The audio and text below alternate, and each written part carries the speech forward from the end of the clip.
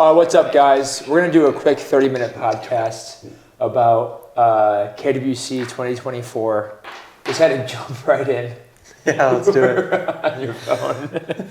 Watching Lyndon's pro mod. Shout out, Lyndon. We just had this incredible steak lunch in Copenhagen. They're visiting for Lotus Kendama Cup. How'd you do? How was the event? It was great, man. Great? Okay. Started at a 4 p.m. I'd say the competition. The comp started at 4. That's okay, though. In Europe, we like to go late. Yeah. Comp started, that's what I'm saying. Comp started at 4 and ended at 11:30 p.m. Yeah. And they love to stay up late, so they really enjoyed. They actually wish that it went later. Like, no, we're too early. We have to. The day hasn't even changed yet. Yeah. So we were there until 11:30. Well, Zack and I were, and then we left, and then everybody else was there until 4 a.m. But it was good. Everyone else pulled a 12-hour event. Yeah, like a 12-hour. You guys didn't. Yeah, you guys didn't join, but maybe next time you guys will join. Yeah. Beer day. Yeah. Anyway, Zack, how was it? How was the event for you? Good. It was good. It was nice to see some local Danish players and definitely some players I saw back in the day in the old prom edits actually show up, and I didn't know they even still played. Right. But it was fun to and congratulations on your first event. Yeah, thanks. That was really, really cool. Yeah. I think it's gonna be nice to have a consistent event here in Denmark. Yeah, for sure. Yeah, because there's something special about Copenhagen, the scene with like the string flow and you guys see like the open trick around Denmark, and it was Fred versus I saw that. And see how quickly they did that, and they kind of all have like this similar flow because they kind of built the Kendama culture around a certain style of play, and it's really cool to like celebrate the way that they play. Then also it's awesome to have an event and then have those guys come, like Beanie, Fred, Marcus, right? Marcus Lind. Obviously Marcus Lander was there, but Torquil came too, he's like I think the originator of like that kind of Copenhagen flow. But I'm glad you guys came. Glad you guys enjoyed it. Me too. I'm glad we were able to be here. Yeah, for sure. Yeah. So we have a bigger event coming up, Kendama World Cup 2024. Just a little bit bigger. Yeah, a little bit bigger. We'll get there soon. Yeah. Maybe give me a few years. Yeah, Nordic. But in terms of like overall hypeness, excitement about this match, are we feeling like this is top 3 KWCs, top 5, or are you guys just like kind of looking forward to it just because it's? Jeez, I don't know. I'm gonna be honest with you. I'm just excited to go back to Japan. Yeah. And tomorrow. Yeah. You said are we talking about this is the top KWC experience? No, just like a month ranking in, this comp, with who's going to win, who's competing. At some point in 2018, it's like, okay, who's going to win? Anyone can kind of win. 2019, anyone kind of win. And then, online, I felt last year was extremely hyped because that felt like the first big year after COVID. Yeah. And then also it was like, okay, last year was like, okay, is Takia going to go 2 in a row, right? Yeah, and then three overall, but 2 in a row. And that was, exciting. But I just want to...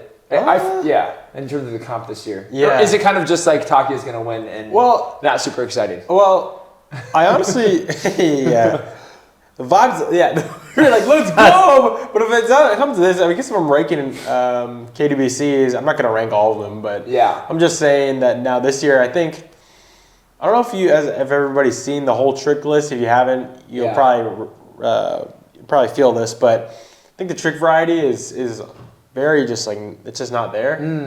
It's just so. Yeah, Marcus told me something about that. There's no stalls. Yeah, there's nothing. There's just tap juggle. I mean, don't get me wrong. I'm ready to see it all on stage. Yeah. I'm ready. People are gonna kill it. I mean, I feel like I saw all those tricks and was like, Takia for sure win. Yeah. Ryoga for sure top 3. Yeah. And whoever's third, I mean, you're fighting. I mean, good luck. I don't know who's gonna get third. That's kind of like what the comp is. I don't know. I don't know. Who's gonna win? It's really who's gonna get. Yeah. I just saw the tricks and thought, okay, kind of. I'm not gonna lie, going into a little bored this year. Just kind of feels like not a lot of people submitted tricks, so they didn't really have enough to choose from, or the people who chose it, maybe they just weren't on their stuff this year. It's not as interesting. I mean, I can, people who can do the juggle tricks aren't going to have a problem, but people who can't, well, you have a really big hill to climb. Yeah. I think it just caters to a certain style a lot more than ever. So I'm just thinking, I already know, I think what's going to happen. I already know kind of everybody's going to do the same tricks up there. Yeah. Like you'll see the same run among most people. What would you like to see? I mean, like last year was, especially before, not the 11s and the 12s, but like 8, 9, 10, you had like that finger balance trick. Yeah. You had some pretty unique stuff. The 11s and 12s seemed almost like way too hard because I felt like only like 11s and 12s were done. Yeah. Although I guess the cool thing about this year is that I think we'll be seeing a lot more to 11s and 12s. I think they're easier. Yeah. I guess they cater towards tops and everyone's. Yeah, they're easier. They're easier. I think some are easier for sure. The 12s are really insane as usual, but I think the 11s and 12s you're going to see a lot of those. Yeah. Yeah. Yeah. I mean, they're all the same. I mean, they're not all the same, but I mean, levels 11 and 12 level 12 are always going to be super difficult. Yeah. But it's really exciting when you see, like Takia in person, like hit his own 3 times in a row in front of your face. That's what happened at EKC. EKC play during just do these tricks in front of your face, just really, really fast. But I'm excited to see more of those hit because it's really exciting. You see when you see the trick card go up, and it's like you can see the runs. It's like people start the runs usually like 4, 5, 6, 5, 6, 7, 8, and then they go into the black, that full 12s. It's just like, oh my god, is that person actually has a trick in there? You know? And they don't have it in there for no reason. They wouldn't have it in there if they didn't think they could actually do it. So it's really likely. And let's take a step back just to explain real quick. Like you have to qualify to get into the finals, but the finals is like around 40 players. And then just to make sure I get this right, they pick as up to 30 tricks. They pre-pick those and they put them in order, and then they turn those in. And then when you get 3 minutes on stage for finals, you have to you attempt to hit every one of those tricks. Is that sound right? I think you have to have a minimum of 10 tricks. Minimum of 10? And then a max of 30. Okay. And you have to do them in order. You submit them the night before. Okay. There's a deadline to actually submit them. Right. So you submit them the night before after you qualify, and then you have to do that order on the stage tomorrow because they have it all pre-planned. Is there skipping? I've seen skipping before. You can skip, but you won't get full marks bonus, which is every trick in your run at the base level it's at, like the base points. So if you have a 6, 5, and a 4, and you get all those, it's 6 plus 5 plus 4 on top of those points you squared on. So 15. There's a really high incentive, and it adds another strategy element too. Because I mean, last year we saw a lot of people go for full marks. Probably not as many as this year though, because I think people really know the benefits of doing that this year. A lot of people missed one trick last year and finished way below where they could have if they just even end their run right there. Yeah. And they got the full marks on top of it. Because the full marks is really, depending on how long your run is, it's usually just going to be like an extra level 10 or 11 or 12. It's like extra 100 points, 150 points, 170 points. Like that's what it's going to really So if you get like a 1,000 point run, I know it's hard to estimate, but if you give it a 1,000 point run, that would be an extra 100 points if, for example, you hit all level 10, level 10. So it's like 10%. Actually, which is huge. Yeah. So a lot of people skipped last year. I mean, just because I saw a lot of people in the top group. Like in the top group, all these people had these crazy projected runs, and that's how it's different this year too. Is it used to go like this in the previous years before 2023, where players would hit their prelims, and whoever finished first in prelims would go like last. So like when Takia would finish first in prelims, he'd go absolutely last at the end of everybody. But now you submit these runs, and now they organize you in order of who has the highest projected runs. Yeah. Not who's highest in prelims. Do you like that? I kind of like the other way. It's interesting. I mean, I like the other way too, but this one's, maybe that's because this way is new. I mean, you saw a lot of people in the top group last year.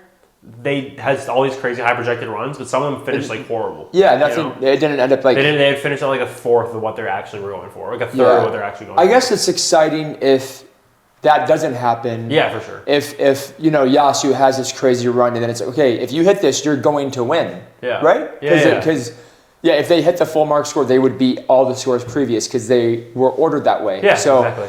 That would be really exciting. Maybe last year wasn't the best example, but it would be really cool. It's just, I guess if you go for it too big, it can then kind of be anticlimactic for a viewer to watch KWC, and like you see Takia go, then there's like 5 more people. You're like, okay, you guys better do it. And if they don't do it, then it's like, okay. But yeah, I guess it would be kind of cool because KWC is just so weird that you don't know who ended up winning. I guess sometimes you do, but like at least my first KWC last year, everyone was like, even Takia and I think Madi, first and second, like at that time they were like, we're not sure because Madi had a Sarah grip, Takia didn't get full marks. Takia's reaction was like, at the end he was kind of mad, so we're like, okay, well what if he didn't win?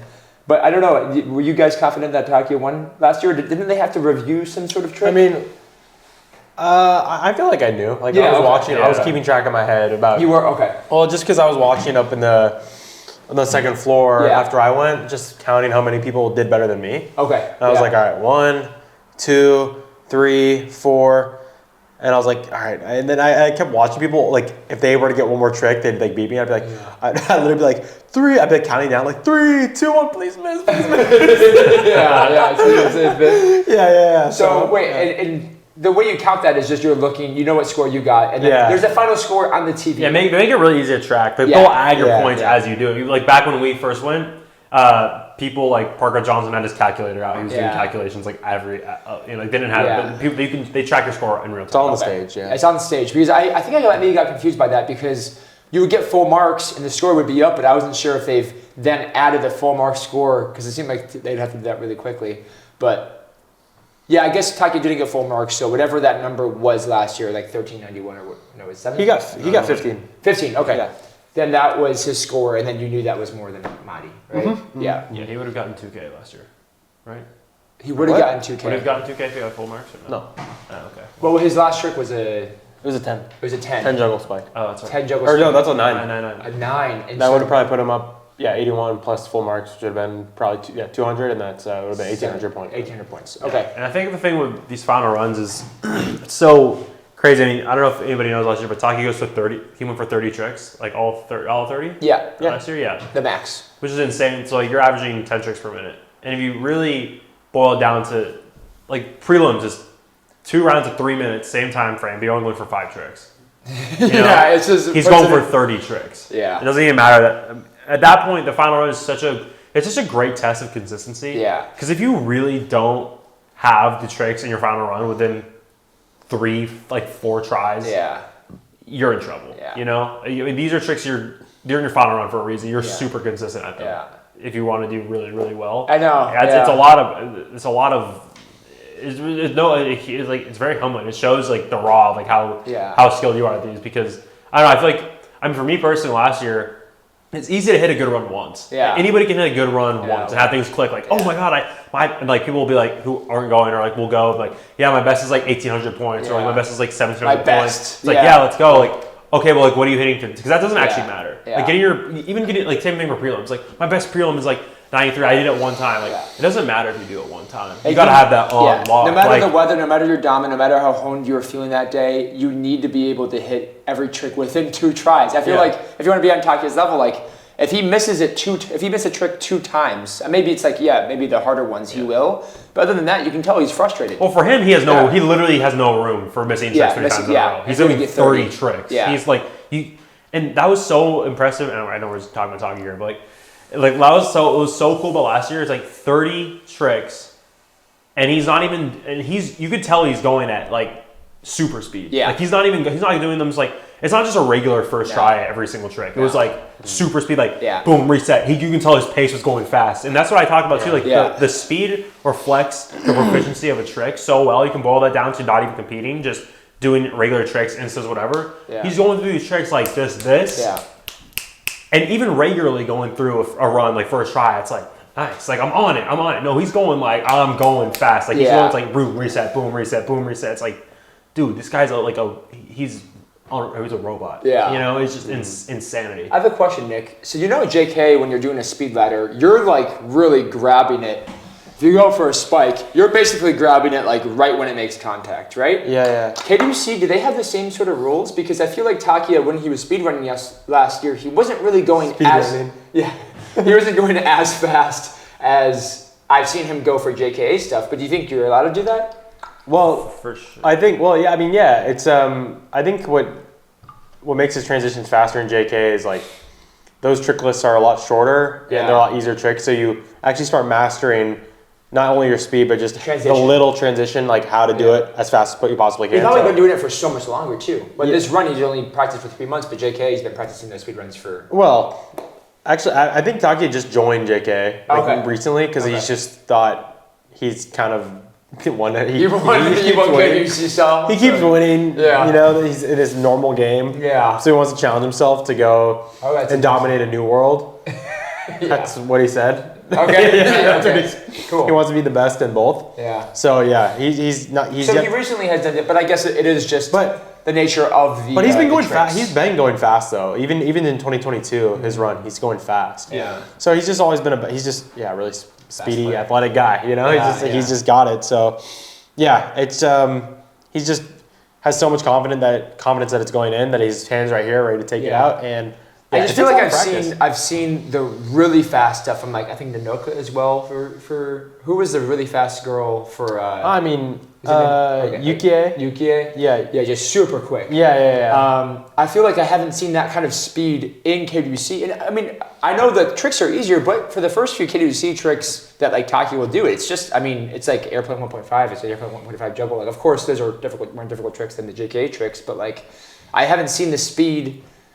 Maybe you think we're going to start seeing that more, like really fast? Yeah, for sure. Yeah, for sure. Yeah, I think that can be maybe improved because we see how fast they can go for JKA. Yeah. I mean, for JKA, it's that's totally a good because my instinct like to respond to what you just said right there, like JKA is different. I mean, it's just so much easier tricks. They've been around for like 50 years. You know, like they're master musicians. Like one-turn airplane. It's not a regular one-turn airplane. They're pulling up one-turn airplane with their set hand, and then as the airplane's coming up, they're positioning their hand like this. So right as it goes in, they're just to take it out. Boom. I mean, that could be a thing in KWC for sure. Yeah. But it also matters like how you structure your run too, because you have on one hand you have Takia who's going for 30 tricks. He's maxing the trick. Yeah. How many tricks you can put in a list? Then you have Yasu. He's like 10. He's like maybe like half, definitely under half the tricks or half the tricks, but they're all 10s, 11s, and 12s. Yeah. You know? Yeah. So it depends on how you structure your run. Right. I mean, way more people are going to opt for the first option than the second option. Yeah, for sure. But, I mean, if you're going for a really hard trick, like, it doesn't matter how fast you go. If you hit it, then you're going to be, like, super stoked. Yeah. So, yeah. What time is it?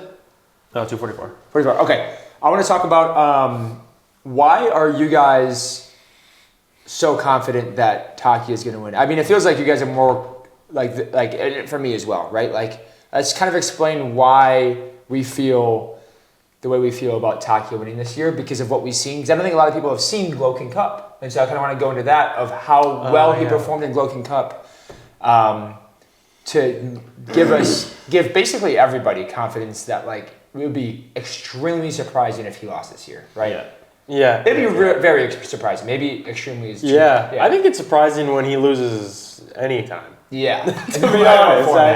I mean, it's just cool. I mean, it's cool to, beat him. Actually, I can say that now. Yeah. And open division, right? Of course. Let's go. They kind of throw it in there. But we're not even talking about it, but Nick just had to say it. But like when he loses, it's like, no matter who beats him, it's like, he can lose.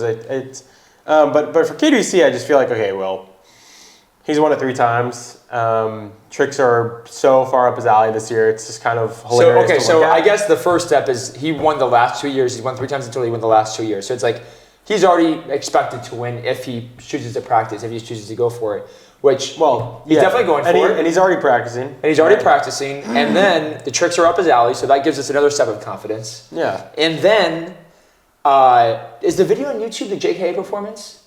The Gloen Cup performance? No, I got that from a friend. Okay, but maybe I can upload that. Yeah, maybe we can upload because let's just go into that. So, a week after the tricks came out? I think it had to be 2 weeks. 2 weeks after the tricks came out. 10s came out. There was the very first Gloen Cup. It was the first one that they've done, or they did it? Not a first Gloen Cup, but... Okay, the first one of this. So it's just pretty much, hey, whoever wins this gets a seed to the KWC finals. Okay, and it's hosted by KWC. It's hosted by Gloen. Gloen. Yeah. So, and then it was just, at that time, the 11s and 12s hadn't come out yet. No, so it was just 1 through 10. Yeah. And it's the same exact format as KWC, correct? Yeah, just 3 minutes. So they hit him and Yasu both put up a 99-point prelim. So they did qualifiers as well. Yeah. Okay. For fun. Yeah. I guess the seed, right? I mean, Takia, he can't win that. He can't technically take the win for that event just because he's already seeded and stuff. Okay. So is Yasu, but they did 99 prelims just fine. Yeah. Pretty crazy. In 2 weeks, they saw the level 10s. And in 2 weeks, they got 99 prelim. Yeah, and they also, but I mean, that doesn't surprise me as much as the fact that they already put a full run together for finals in just such a short time. In 2 weeks, they've memorized a full run, and not only like I guess memorized is the right word because.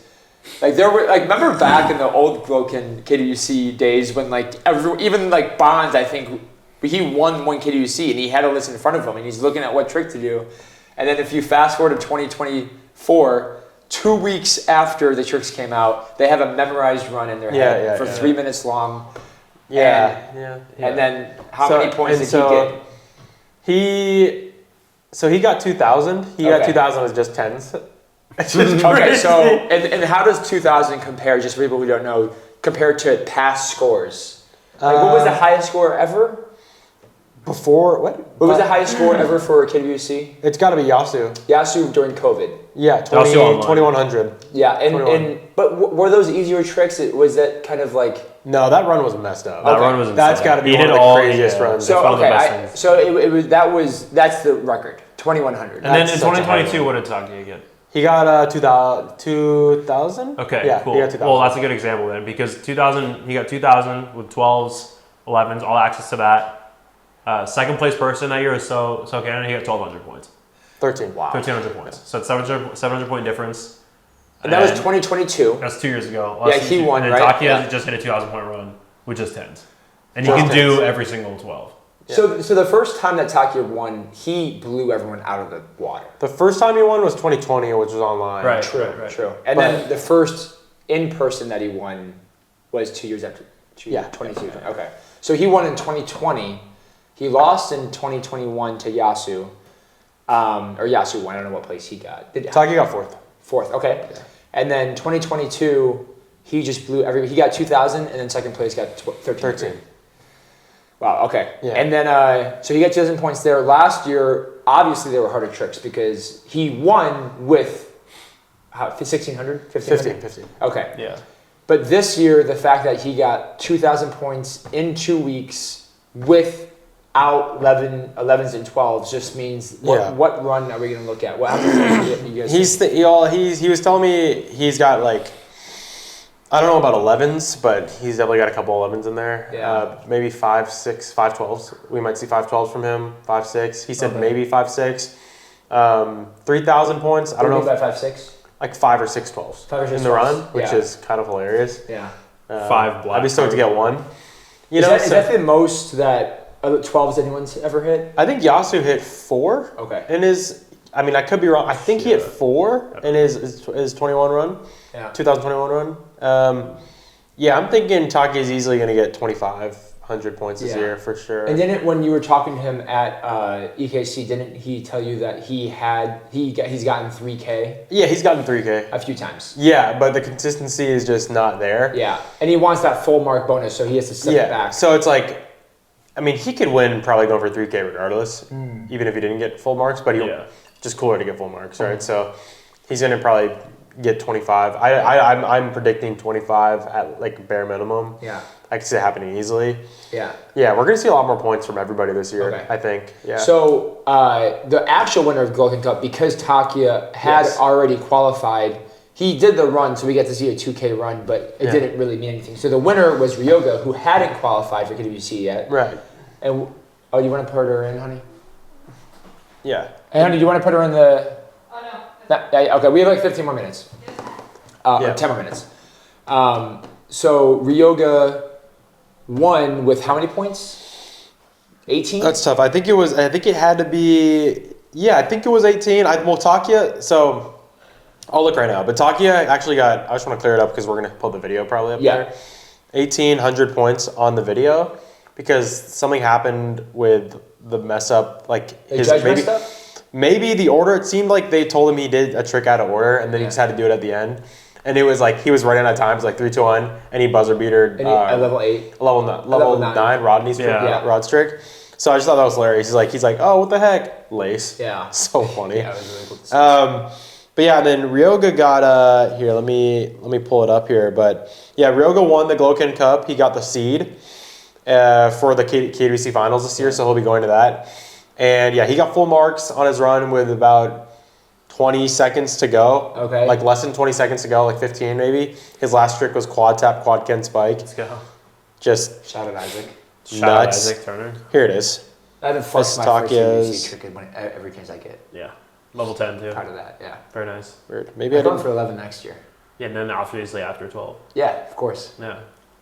Yeah, shoot, maybe I didn't save Ryogas. Maybe I only have Takias on my phone. But I want to say it was 17 or 18. Yeah, I think so. I think so. It was up there. I have Ryogas on my phone, so I can throw these. I'll throw them in during the interview, and then I'll probably upload them separate. But yeah. So what gives you guys confidence? Who has a chance for second place? Ryoga. Mm-hmm. Are you guys as confident in Ryoga getting second place as you are Takia getting first place? No. No. In my mind, that's like an absolute. Takia absolutely. I think I'm gonna, and actually to answer your original question, the why I'm so confident in that. Yeah. You know, we talked about the trick diversity not being as diverse as the past couple of years. It's already up his alley. Well, first of all, I want to say this I guess the precursor to everything. It's that he's just playing. It's just the years and years of work. You know, this is not just the tricks came out like, oh wow, Takia practiced so much in these 2 weeks. Wow, he's already so good. It's so amazing how he's already had the diamond rank. He just put in a lot of work. Like I'm sure he practiced, to get his rundown. But I mean, he doesn't have to practice as much as other people because he's already so far ahead. He's already been the best player for 3 years prior, right? He's only widening the gap. Like that's actually just what's happening. He's only widening the gap. He's still going full blown, like his full steam ahead. He's playing so much more than everybody. He's carrying so much more. He's putting so much more intensity into this day over day. That just accumulates to something massive. So it's easy to say like, it's the tricks R2 he already has an affinity for most of these tricks. There are more so in the same style of tricks. Yeah. Well, that only helps, and but the precursor to everything is he's putting in the work daily, and he's been doing this for so long that of course that's why I'm so confident he's going to win. It's not like in the past where there's multiple good players where they're like, wow, okay, there's 3 or 4 players who I'm really having my eyes on, Nick, Bryson, Liad, Nobunaga, let's see, it's so obvious to me that this guy's just so far ahead of everybody because of his consistent results, his consistent tricks on Instagram, his consistent competition. It's just amazing. Yeah. And honestly, he's the type of player that his tricks, a lot of people are saying it's kind of like this style of trick. I mean, he's the type of player who literally if any trick in KWC, he would just make it his own style. He would just be like, oh, okay, that's not really my style of trick. I'll learn it. Yeah. Because it's possible. A lot of people might brush off tricks as not for them. Yeah. But a lot of things can change in 3 months. Yeah. For everybody, not just him. Everybody who can unlock a new style trick. But he's the kind of person who'd be like, he has I'm gonna hit that. And he can do every trick too. So I guess it's not just we mentioned the reason that we're confident in him winning is because of the style of tricks, but we also want to make a caveat. Is that what you're saying? He's already. Even if it wasn't his style, even if it wasn't his style, which I don't even know what that would be, because he has the capacity. He's shown time and time again. He's the capacity to learn every type of trick. Yeah. So if it was the Spacewalk Kendama World Championships, then maybe a different player would win. Spacewalk. But we're looking at a player here who's put in hours and hours and hours more than anybody over days, weeks, and years. So it's just an obvious answer. Yeah. So let's finish up this conversation by talking about second and third. Okay. Let's group up a few players who you guys think have the highest chance of getting second and third this year. Okay. Well, I double checked Ryoga's Gloen Cup run, 17:05. Okay. So he's definitely up there. He's probably number 1 spot for second place for you guys. That was with just 10s, by the way. No 11s or 12s. Right. Which is higher than most people will. Did Madi compete in Gloen Cup? He was there. I just didn't get video of him. Okay. I don't know if he did finals or not, but... Yeah. So I guess maybe the reason that Madi should be considered for second and third, or I guess maybe obviously considered, is because he got second place last year. He's been in second. Track record's insane. Track record's insane. He's been in the top 3 multiple times. All the ton of times. He got second a few times. Yes. Okay, so Madi, Ryoga, Maharu got third place last year. He got third place online as well. Yeah, 2020. No. He got he did second. Second online. place. Oh, he did. And is that the year that Yasu won? Yeah. Yeah, that was 2021. Yeah. Okay, so potential second and third places are Madi, Ryoga, Maharu. Who else can pull it and get a top 2 spot that people might not be super aware of? I mean, Yasu did a 99, so yeah, for sure. Prelim, so he could. Yeah. I mean, if that's just proving that he could also easily get 2K points too. Yeah. I mean, imagine if he just hit all. I mean, with prelims like that, it's also nice conversation to have. It's like, if you have your prelims that dialed and they're that high, I mean, what's stopping you from just doing all 10 tricks in 3 minutes, you know, in the final run? Yeah. You know, like, you also could easily just stick with those tricks and finish in the top, like, 5 probably. You know, if he's, like, you know. We saw some players in the top 10 last year that people didn't really, where people weren't aware, like Iki, for example, or there's he didn't finish in the top 10, but I think maybe like Shun. Like, he got 10th place, beast, and now he's like even more insane, and a couple other players as well that I'm blanking on right now, but yeah. Who else was top 10 last year that? Koki. Yeah, that Koki kid. Koki, can we? Oh, Alex Mitchell will. It sounds like Alex Mitchell is practicing a lot this year. Yeah, I think his goal is to win or to get top 3. So I mean, if props in, if he really practices hard, I mean, yeah, we can throw him in there. Yeah, I mean, if he's really putting in the work, I mean, like, yeah, I'd be stoked to see Alex get top places, because I don't know. I just don't think it's. It's probably because you more so know the it's just it's just hard to put him up against the people I know, like who's You've seen him doing the work. I've seen them in person doing it, but I'd be super maybe excited behind to see Alex. Mahdi, like if we were to rank it, not Mahdi, so I think maybe Mahdi, Ryoga, Mahdi, Maharu, Alex, and then Shun. Who is the other one that we? Are we just talking top 10? No, we're talking Shun. Top 3 spots. Top 2 spots, or second. I think we named all the people.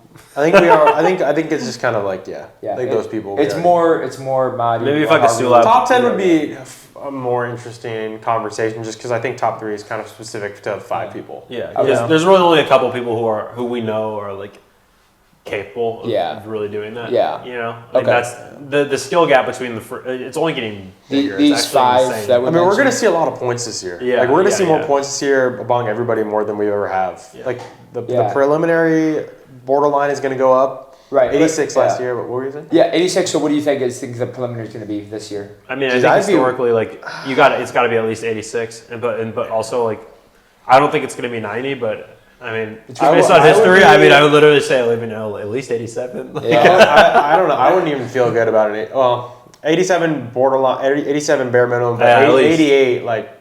If you want, if you're a player that's going to KDBC and you want to qualify, would you be 100% confident in 90? Yeah, for sure. Yeah. If you're getting a 90, then you're going to get it. 30 players and I'd say 90. What do they take? The top 30, yeah.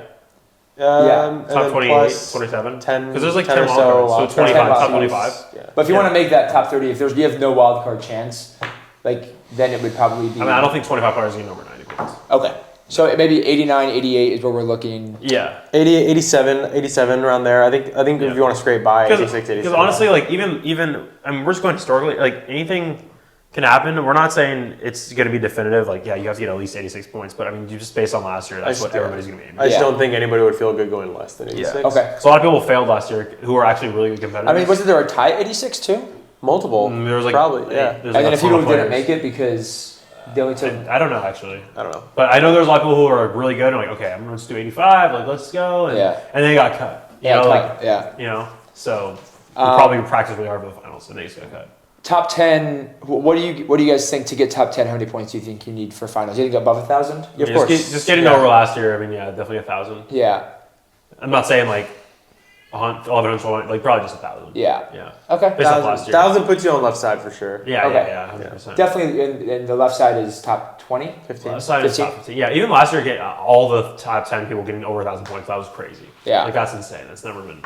That's wow. Wait, you said last year top 15 was above 1,000? No, top 10. Top 10. That was just like ridiculous. So then this year, because it's going to be stepped up, so we're going to hit. If you want a top 10, you have to hit above 1,000 for your final run. Just going off last year. Yeah. Cool. Yeah. So. Yeah, but really excited for the competition and just to see. I mean, it's just really incredible what people are doing. Super exciting. It's fun to watch in person. Yeah, just like Zack said. I mean, obviously, it's cool to see all those numbers come up. The darker the color gets, like the harder the trick is. I think the tricks are less variety, so it's going to be a little. It's not as we're not going to probably be seeing as many tricks. Where we're like, oh no way, they're pulling that out. You know, we're all going to kind of expect 99% of the tricks, but still good to see high quality Kendama on stage. So. Yeah, and it's like an absolute pleasure to watch these high level players because there's never been. I mean, there's definitely been a concentration of high level players in the past before, but I don't know if the amount of people who are actually this far ahead have been there before. Yeah. And there's so many high concentration of that. It's just a pleasure to watch this level. Yeah. Yeah. All right. I want to just one more thing before we end it. How many points are you going for, man? Well, I have a wild card opportunity because You're fully Danish. I'm 30 and I'm Danish. That's how the dansk. So we're gonna be going for me. I'm basically trying to practice each qualifier and then make a decision with 2 weeks to go to see what I can get. Would like to get. I've been practicing 83 recently. Cool. I've gotten a few 86 runs, but obviously I need to be consistent. Yeah. And then the final run I haven't practiced. I've put together a final run that I can hit all these tricks, and there's a lot of tricks in there, and that's above 1,000. Yeah, nice. I would be, if I qualify and then also get above 1,000, I'd be super happy about that. But if I qualify, that's my one goal this year. Nice. You have a good chance. Yeah. Like a really good chance. If you score above 80 in prelim, I'm pretty sure you'll be good. Okay. So we are going to be talking about how Takia feels about KWC. Nick has talked to him because Nick speaks Japanese, quick flex. He's talked to him a lot about, not a lot, but a good amount about his performances and what he's planning for this year. Do you have the tricks pulled up? Yeah, I got the tricks. Okay, cool. So I guess we can start with Takia, and then we can kind of talk strategy, like what tricks you should go for, and then also what tricks we can expect to see this year. Maybe we can start with level 12s. Yeah, do you want to do that, or you want to watch his run first, kind of like check that out? Let's watch this run first, dude. Yeah, let's watch that first. So we're gonna be live reacting. I know it's gonna be hard, but let's try not to pause it because then I have to go back. Yeah. So this is Ryoga's run. This is Ryoga's, okay. Yeah, and then you can see on the board, what is it? So that's the level, that's the number of points. So he starts with 95 points. Yeah, that's pre-on. Yep, and then these colors up top are the amount of tricks he's doing. It looks like he did 28 tricks. Or it looks like, 28? Yeah, by the color you can see. Yeah, the darkest red is 10. Yeah. And then, all right, so I'm going to press play. 3, 2, 1. And then we can definitely talk while it's going on, but I just don't want to pause it that much because it sucks to cut. There's Zawa.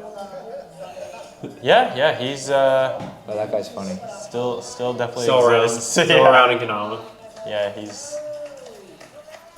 here he comes. Let's go. What a beast. He's already grown so much from last year. Seriously. Yeah, I saw his qualifiers last year.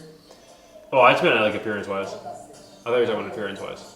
Yeah, I have. I saw his qualifiers last year, and he was like, because I was in his little group actually. Yeah. Oh, no way! And before he was on the team and everything. And then he was like just a little baby back then, and now he's like getting taller. Let's just zoom in. It's funny because we're saying that, but he's literally still 12. Yeah. He's still good. He's like in the big. He hit his like first stage of puberty, and now he's so much more. Okay, I can't zoom in. There he goes. First trick is quad tap swash, aka the easiest trick of all time for him. So now he's going through the beginner. Yeah. It's the 7. He's faster. He's pretty fast at resetting as well. Yeah, he's fast. And there's a spike. It's interesting that he went for these. I wonder the strategy behind picking these tricks at first, right? Yeah, well, I think he just did all juggle tricks, so he's probably just bunching them together. All the juggle ones? Yeah. So you're like, is that just because you're... Yeah, it kind of makes... I mean, it's easy. You can do a bunch of transition. It's like, all right, I'm in the juggle flow, now I'm in the inward lunar, this type of stuff. And then he'll probably do a lot of Tama grip tricks? No, that's a Ken. He's still doing like he's doing levels. Yeah, he's doing the airplane juggle ones. Yeah, everyone. Oh, the airplane ones? Tail joke spike, yep. Yeah. 2 tail joke down fast. Yeah. Everything's been first C, I think, so far. Everything except for like 2 tricks. 2 tricks. Okay, now he's doing like level 9 dates. Yeah. This is the level 9 that I have trouble with, and he just does it so effortlessly. This is 10. Oh my god. That's insane. That's a trick that you have trouble with that he does so effortlessly. Not to call you out or anything, but... I definitely don't have it mastered. Yeah. For sure. Makes that trick look super easy too. Oh like that just looks way too easy. So he's at 930 right now. So he's about to get level. So he's at 3 instead, another level 10. So in 2 weeks, that trick is really annoying too. Like, he has in 2 weeks he has these level 10s down so hard. Yeah, is he missing still flip? Is this halfway through and we're at 1,000 points? Yeah, it looks like Yeah, the lunar trick that's going to be on a lot of people's list. Level 6. Oh, this is what I was thinking of. Yeah, back and forth. Takia. Oh, he missed. Takia hits this one too. Yeah. Are you having that in your final run? Yeah, I put it in there. I think. Yeah. Whoa. Oh, I forgot about that one. Yeah, they swap from the tap. He's just a master of swaps. He's so good. Yeah, it's because it's Tama control, I think. Yeah. He's at a 4 tap. So that was his 3rd try, but he was really confident. Yeah, the backflip. So I guess this is probably lunar honed, or maybe he's just honed. Because to do a backflip, I guess it's just a single backflip, right? The fact that he hit this trick too, it's so sick. That's insane that he hit this trick, dude. That's actually crazy. Just considering the Tama movement, the string 20 control. seconds left and he has to hit 2 10s. Like he's about to hit this and then give the next one first try. Placed. And he hits his first tee. Oh, that's the level 4. Yeah. That's insane. Wow. 10 seconds left and he got 17:05. It's so funny that I just feel like people don't really know what they're watching anymore. Like they're like, "Oh, great job!" Yeah. That's another good. That's another good. Yeah. Yeah. It's so funny. I mean, it's so easy to say like that's so insane, but you know, the better you like. I'm not even about to sit here and say like I can even fully comprehend what just happened. You know, because he's at a level of consistency with tricks that I just am not at. But the better you get, the more you realize like that is messed up. Yeah. Like that's messed up. Especially if you've had competition experience in KFC before. Yeah. That's literally just with level 10s. Yeah. Like 1,700 points. Like imagine, I mean, if we saw like 99% of players' skill like go and do this, and then we saw the 1% like Ryoga or the top 0.1%, it would just be like the crowd would erupt because they'd be like kind of impressed with what everyone else can do, and then like he would go and it would be just like this is so beyond every other person. Yeah. It's funny because I mean he hit the final trick and there was some applause, but the entire run I'm pretty sure nobody really cared. Yeah. Like nobody really. That's one because maybe just Japanese people too, but they're also maybe it's a mixture of that, maybe because they already know, they're already used to him. Yeah. I mean he's going to jams in Osaka like frequently, and he's hitting NBD just every single session where people are just like having fun doing like cups and stuff, you know. Yeah. So they're probably pretty numb to and that's what happens too when you play with a good player that good for so long. You get a little numb. You get used to it. But you know what's interesting that we have him in like almost a for sure top 3, definitely so definitely top 2, top 3 for KWC. But what did he get last year? Did he get top 10 last year? 8. He didn't get top 10, I don't think. No. So then why are we so confident in him getting top 3 this year when last year he didn't perform that well? I've kind of just seen him. You've seen him the last year? Yeah. He just did this. That's like the best he won the we could seed. have. Yeah. He's kind of like the second coming to Takia in a lot of ways. But I feel like I've heard people say, including me, that he would probably get top 3 even before this. And I'm wondering, I'm sure viewers are now. Before what? Before the Gloen Cup. Like, weren't people kind of like, I mean, for me. Even before that happened, I was like. Oh, yeah, for sure. Yeah. But, like, I guess just for viewers who may not know, like, is it just the tricks, the ease of tricks, like the way he does the trick that is so impressive, or the tricks that he's landed? I mean, obviously he's had a lot of tap tricks, but then I guess whenever he posts, it's just. You can just kind of tell the level that he's at. I mean, it goes back to this too. I mean, he's another one of those players that he does the same style of tricks. Like his style is very much like tap swaps, juggles, Ken flips. But if you actually take a deep dive on his account, if you actually look at those tricks he's doing, like it's like 90% of those tricks, but the other 10% of those tricks are just all stalls, like really well rounded him out as a player. And he does different tricks and that. And the thing that really made me put him on the map for me, really. And I knew he was super good last year in general. I knew he was super good. But it wasn't until, I have these things, like, when I look at players, I sometimes think they're just this type of player. They're just this type of player, this type of player. It takes a pretty big jump for me to be like viewed as, oh my gosh, player can do everything, you know, because it's very rare when a person can do everything. I thought this guy was just like, all right, taps, can flips, he's pretty good at those, but other than that, he's just like, whatever. Yeah. Just quad still flip both ways in front of my face for his try last year. Just in front of my face. Yeah. And when you do something like that, I'm like, okay, this kid's just insane. Yeah, there's nothing about a quad still flip both ways first try that there's obviously there's no juggles involved, there's no taps involved, but it's all of that just like, I don't know if I want to say OG, but like that 2016, like at the time they didn't have juggles, so the best players were just like you guys were just so good at stalling or stilting, but that level of like concentration and ease of play when it came to stilts that it's hard to get this thought out, but there's just a level of like there's a lot of players who can do juggles and taps, but then something about like a quad stilt that I feel like a lot of like even Japanese players who are good at the new gen stuff, there's like going into the stilt realm is a completely different. Like nothing you can do with juggles and taps will help you get good at stilts. There's nothing. They don't really touch each other, right? Like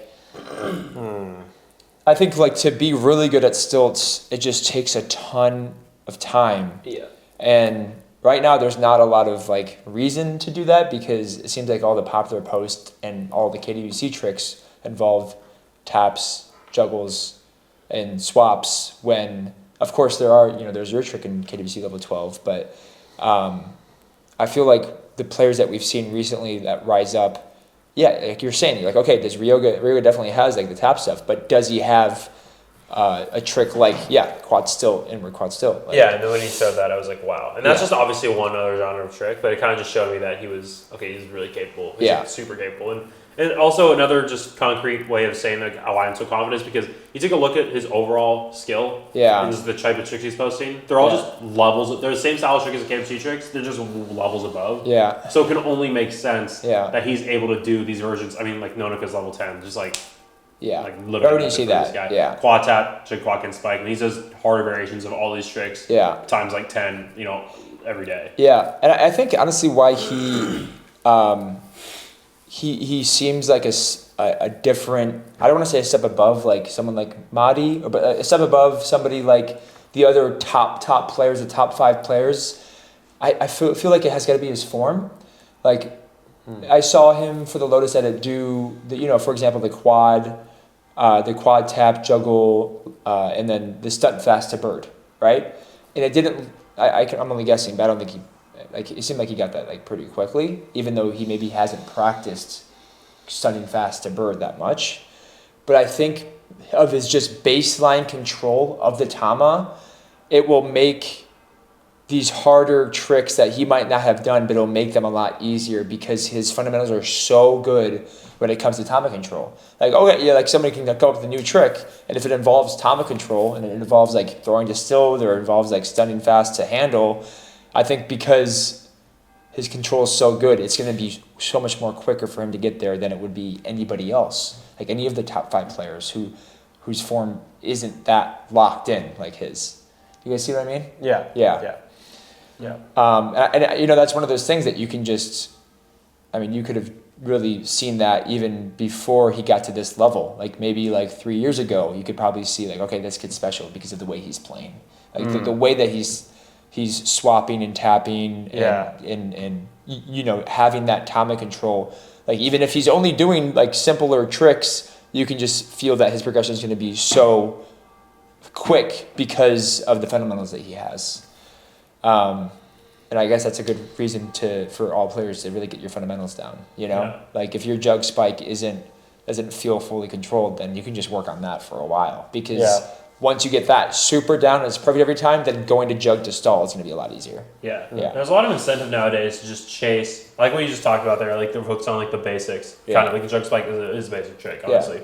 And there's a lot of incentive nowadays to just go for like the next banger. Like the culture of Kendama right now is so heavily controlled by social media and what we post. And it's a really good influence on pushing the boundaries of what's possible, but it's also just a lot of people's motivation to play Kendama. It's like, okay, I just want to hit the next banger.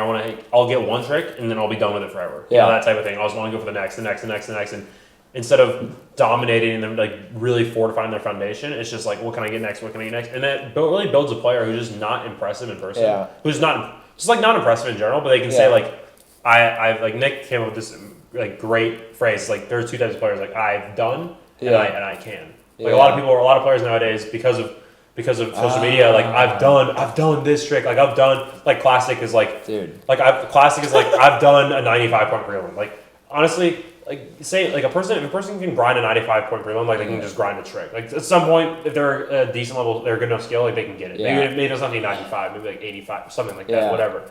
But there's a huge difference between someone who's done a massive banger like one time and can't really do anything in front of your face versus someone who's like really fortified on their foundation is really impressive. I can do X, Y, and Z in front of your face. I think that phrase, I like that so much because it really can be a motivating like quote for like 95% of players. Yeah. Especially American players who don't have KUC competitions. If like you're like 3 years in and you want to like, you know, get better and you want to like impress the community and impress your friends and go to and win competitions, I think that quote like the I've done, I can quote is like perfect because it doesn't matter what crazy bangers that you've kind of almost gotten lucky on. Like, yeah, sure, you've guarded it for a while and you get lucky once and then you post it. But if you want to really be good at competition, you need to be able to do, not necessarily that specific banger, but you need to be able to have that, like, I can do this trick. Yeah. You need to, like, really make those tricks bigger and bigger or like you need to make all types of, the largest amount of tricks as big as possible for the ones that you say that I can't do, you know? Mm-hmm. Instead of saying like I've done all these tricks, you know, you have to be like I can do all these tricks like at any point, right? Yeah. All right, let's watch Takia's.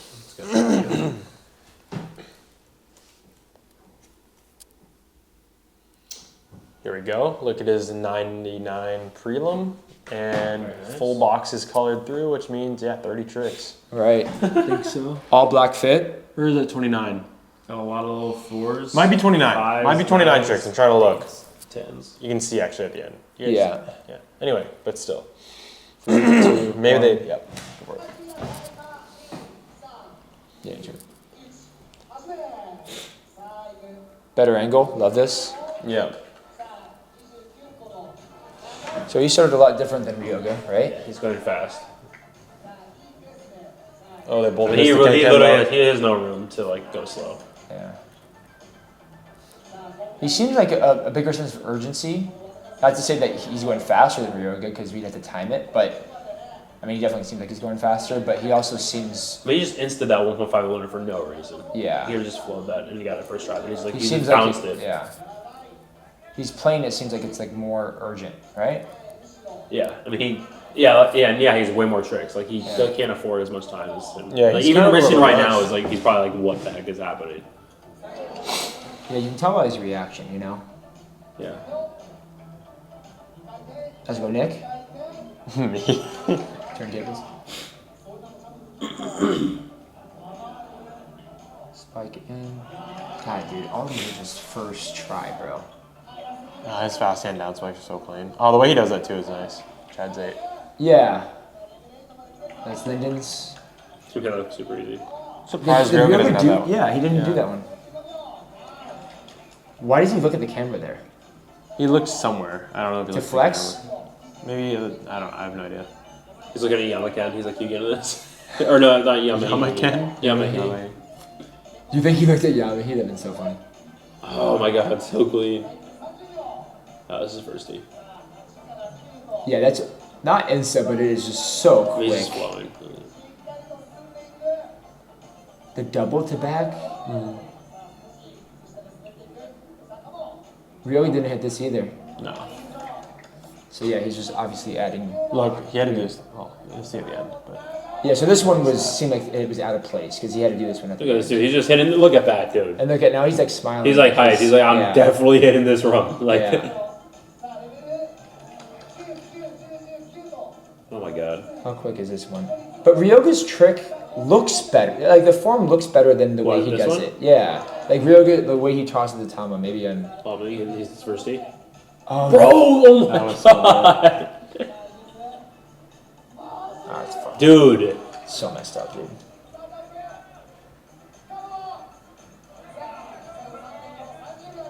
Insta, 3 out, 3 in. Did Ryoga hit this one? No. He's already he's already over the score. Look, it says 9-5, but he's doing a 10.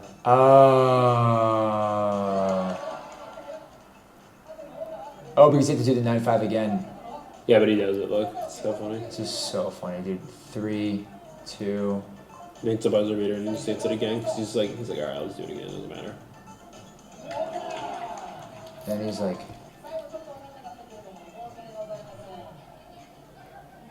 okay, so he's seeing if he got messed up. Maybe he's like, well, maybe I like mess up the order of my tricks, but maybe the person messed up. There's just no way he did that though. There's no way he'd mess it up, right? I don't think so. Like they mess it up. Maybe. There's no way he'd mess it up. I went back and I watched this a few times, and I heard I seemed like a woman yell after he hit that, kind of like stop or like wrong trick, or maybe she was just like she messed up something. I don't know, but maybe it was also just somebody who is. Maybe. We'd have to go back and watch, but. Yeah. So is it for Gloen? Is there somebody just like counting? I guess pressing a button every time he hits and then it moves on. Yeah. Okay. Obviously, there's not automated, but like. Yeah. That's kind of a high pressure situation. Like for you gotta be really paying attention. You gotta be really yeah. Can't really take your eyes off of how fast he's going too. So what level 12s is Takia hitting? His own, so I'll highlight him here. I'm on the app. 1, his own, inward lunar, 5, inward lunar flip, instant juggle, 5 tap, 1.5 juggle down, fast hand, inward lunar in. Yeah, easy for him. He did that around that. in Ken against, what was that against? It wasn't against. Scholes? I think he did it against like Liam Casey or something. Somebody, yeah, that was crazy. You don't have to go that hard on it. It's okay. On anybody. I mean, who's gonna even Yasu like? 2 spike tap, juggle 2 tap, juggle 2 spike tap, 2 tap, juggle down fast. Oh yeah, juggle. So it's 2 tap and then spike tap and then 2 tap, 2 spike tap. Yeah. Is that 5 easy hard for him? You think that's gonna be? Is that that's one of the easier ones? He practiced, dude. Takia, I think, pretty much practically invented spike tap to tap. Yeah. I swear. Yeah. I'd never seen anybody do it except for him many years ago, and so. And then his level 12 last year. What was it? Oh, that was just all big tap, but still, yeah. Oh, you're right. It wasn't spike taps. No. Yeah. Okay. And then 5 lunar flip, 1 80 rover, 5 over lunar flip. That's just. Yeah, because the first one that he has is already the 5 lunar flips. That's just a gimme. He obviously has 5 lunar flips in. After that, he's thinking. 10 turntable. 10 turbos, probably one he's going to put in there, probably. So that's actually 4 12s. And so 5 max, maybe mine. Doesn't seem like he's going to put it in, but he's good at it. What's yours again? 1 turn still, 3 still backflip typhoon, 1 turn in. God, dude, to do that on the stage is just insane. Yeah, there's 1 2 3 lunar tray flip as well. He can do that, but obviously I think it'd be kind of a dumb move to put in. Why? Just because string. The string. And it's so you can't control. Like a lot of I don't want to say you can't control everything, but tray flips, right? Like, I don't think people know. So with the tray flip, the string often gets in the way. Yeah, because it's not only rotating in one direction; it's rotating on both axes. Yeah. So it's just a little tough to get 1 2 3 all in a row, and then plus the flip in at the end. It's like the flip in at the end too. It's a little tough. So I personally at the end of it, like the string, string probably is gonna be screwed. Yeah, I just don't think that'd be a good. Smart pick to put in anybody's list. It's kind of like too many uncontrolled. Like you want to. I feel like the smartest thing about KFC is like keeping things as in control as possible, and so that means mitigating the string as much as possible. Yeah. I could see him hitting 4 12s for sure.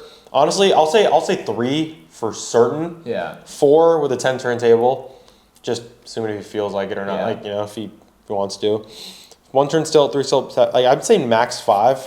I could be wrong though. He could do Yasu's or maybe just I don't think he'll do the candle grip stall pattern A1. I don't think he'll do 1 2 3 lunar tray flip. I don't think he'll do triple still flip both hands. I don't think he'll do those. Yeah. But we'll probably see 4 to 5 10s or 12s. Okay. 11s are looking Oh, yeah. I mean, 4 tap swap, 4.5 toss in. Yeah, that's easy. gimme. Yeah. Well, this one's a gimme. First try, inward lunar backflip one. The inward lunar flip, insta backflip, double flip, insta backflip, triple lunar flip. Yeah. Gimme. Even Jacob Schultz's is actually. Jacob Schultz. That was like a complicated one like last year. I think it's inward lunar tap, swap, triple chem flip, straight into a tap, inward lunar, insta flip, triple toss inward lunar. Yeah. I think Takia's got that. Easy for him. Yeah. That makes no sense. I mean, well, if you really think about it, Takia's favorite tricks are actually like lunars and taps. Yeah. So, and he's so good at lunar. Yeah. He's crazy at flipping them. So it's just, and he's really insane at the instas, backs, and everything. So it's a perfect trick for him. It's just all these are perfect for him, and then, I mean, he could do these if he wanted to. Tap 1.5 flip, big tap, big tap, big tap, big tap, spike. Goyas. Tap 1.5. Oh yeah. Like for sure. That could just. It's super easy. I just don't think that'd be hard for. And it's a quick one too. Right? Yeah, I don't think that'd be hard for Takia. I think this one's also. I'm not sure if he'll do this. Well, he could. It's so funny that he has all these tricks, probably without practicing better than people will ever get at them. Yeah. Like you can give all these players 3 months and he's Alex Mitchell's 3 inward juggle taps, but they're all spike taps. Right. Like Takia has spike taps better. He's best at spike taps in the world. Like, So it's so funny how he has like all the 11s pretty much for him. Like did we go through all 10 right there? No, but he could do quad tap quad throw in. I did that. Sleeping on that. Quad tap quad throw in, and then the other one is 5 tap. What? What's the other quad tap inward? That was Zack's last year. Okay. So yeah. So 2, 3, 4 inward juggle. So I just kind of highlighted. I just highlighted. I think 5. Yeah, these guys. So how many points would that be? That would be 131 times 5 plus 144 times 5. Another bonus, right? Plus the bonus. Well, how much is level 12? Like 190 points? Because they give bonus points. It's 194, I think. Yeah. And then level one's like 150. It's 11 squared. It's 121, but also like there's bonus points. I think it's 150. I think it's 151. Yeah. How many 11s did you count? 5. So just those alone, if you put those as run, which let's be real, like, do you actually think he's gonna do that? Because that's 10 tricks. It's 1,600 points. Oh my god. Minus level 12. Like you ever like what 13. So even below 1,500 you do. Okay, but that's just below 1,500. Just below. Yeah, but these 11s are so easy though for him. Yeah. 10 turn, and then those are still first try. And then these 12s, there's at least 2 that he can get first try. He's probably looking at this list like, man, look at all these options I have. Seriously, like, wow, look at what tricks should I do? Like, so a lot of us are are grinding to make options for ourselves. Yeah. Like, all right, I want to get this so I can get an extra bonus. Him, it's like I gotta cut it down. Yeah. Because I can either do this combination or this combination. Yeah. It's like a carnivore at like a farm, or like a vegetarian at a garden or something. That's so funny. That was not that funny. That was so stupid. That's just like I can't believe you pulled that out right here. But anyway, so yeah, we're looking at 9 to 10 tricks, all the level 11, 12 category plus. Yeah, he might have switching to do. We just saw a 29 trick run for Gloen Cup. He's got to switch 9 of those tricks now with other tricks. Oh, that's the truth. Yeah, that's true. It's not like he can add. Obviously, he wouldn't add his run because he just barely got it in time. But he can't. Yeah, but I'm just thinking to get to 3K, right? He said his consistency with 3K. I think it was 1 out of. It wasn't high. It was like 1 out of past 10. I forget it. It's like an I did thing, not an I can thing. Yeah, I mean. That's he's done it a couple times. Yeah, and it's funny because even back then, he said that 3 weeks ago. Yeah, it's like I won on 3K a couple times. It's like, well, it's good. You basically still have 60 full days for the competition, so a lot of room to practice. He said it was like 1 out of every 30 tries, which is kind of like insane because the 30 tries is a lot of tries. Well, 3,000. Well, also we gotta imagine this. How much are you practicing? That's a lot. That's like well over. That's a lot. I mean, to know that you do it 1 out of 30 tries, and you probably it might have just been, and it might have just been like a guesstimate. I don't know, but he said some crazy stuff like that. I was like, okay. That's after he gets up once every hour and a half. Yeah. What's Takia like in person? Yeah, well, I mean, we all know in person that he is more reserved and quieter. Well, he's not like hanging out with like high risk seats necessarily. It's not like Yasu or someone that are like. I mean, he's there for a different purpose, to be honest. Yeah. He's there to win. Yeah. He cares about the result. He cares about being better than everybody else. You know, he wants to make sure he's doing great. At EKC, I mean, just imagine this though. Imagine you're going to a foreign country where 99% of people like they don't know how to talk to you. Yeah. And they also just want to see you play Kendama. I mean, well, one thing, showing off in front of everybody, great feeling. Yeah. Takia, sure had a blast doing that. All the time. Literally all the time, until people just were kind of just forcing him to do it for a long time over a period. And he was like kind of getting fed up. Probably me doing that at some point. Yeah, what? Probably me doing that at some point. Hey man, just do this trick, do this trick, do that. And he's like, yeah, exactly. I mean, but eating a pizza. So like, I understand, but just imagine going to a foreign country where nobody speaks your language. They're not even making an effort to. They're just like, do the trick. You're like a trick dog. Like you're like. I mean, that would feel it'd be crazy. Funnest time for an event. But you're there for days on end. You can't talk to anybody. Yeah. Like you just can't. You can't actually talk to them. You're just like a show. You're like a dog that someone brought. And you're like, do tricks. Like everyone knows you for the tricks. Like this guy's dope. Like he can do all these amazing tricks in person, not missing. It's so crazy. Yeah. All right, he's not playing Kendama. All right, other way. Yeah. Like you won't. No one's looking. Like all right, see you later. Like. But it sounded like, I mean, I don't know. It doesn't sound like you guys have talked a lot up until EKC. You guys talked a bit more, maybe because of that, because you wanted someone to talk to. Yeah, definitely. I feel like.